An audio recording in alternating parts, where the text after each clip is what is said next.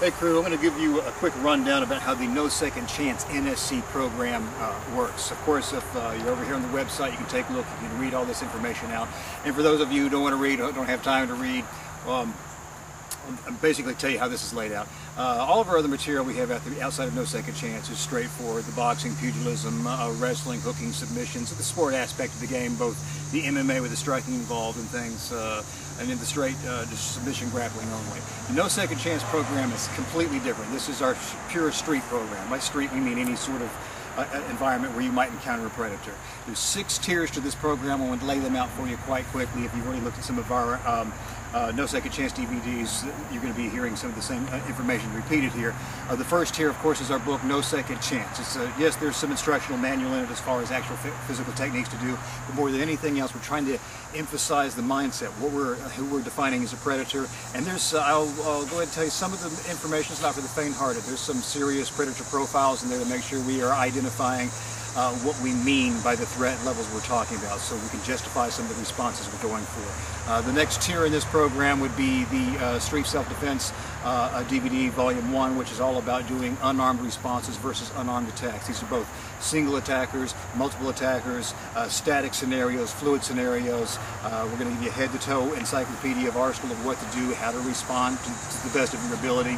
No weapons work involved there. The third tier is the X weapon. That's going to be the Street Self-Defense DVD series, Volume 2. In that, we're talking about improvised weapons. We're not really discussing, how to use the firearm or the knife, even though the knife is applicable here. We're trying to use the padded room concept. Unless you're in a padded cell, there's going to be a weapon in your environment that you can use.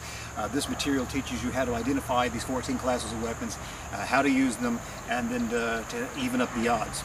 Also in that same bit of material, we go with the worst case scenario, which is you unarmed against an attacker with weapons. These are going to be both static and fluid assaults. The third tier is the outer limits drills. These will be forthcoming on DVD hopefully soon. There's going to be 60 plus drills on there, and in one sense this is the meat of the physical program. As far as I'm concerned, there is no street tactic or street strategy that we can say is really tested unless it's been through this material, ours or anybody else's. You want to find out what's going to work for you, you've got to blow it through at least a couple of dozen of these outer limits drills to find out. It's kind of a Darwinian culling process to help you determine for yourself what works for you, not what I say works, what not anyone else says works, what does physically work for you under some unusual stressors. The next tier in this program, we do use the Mud, Guts, and Glory book, which is kind of a two-tiered book. On one hand, it's for people who are into adventure racing, obstacle course racing, but it can also be used as a subset to teach you how to move efficiently around certain obstacles in your everyday environment. So in that book, you can think of it as emphasizing the flight aspect of the fight or flight dictum.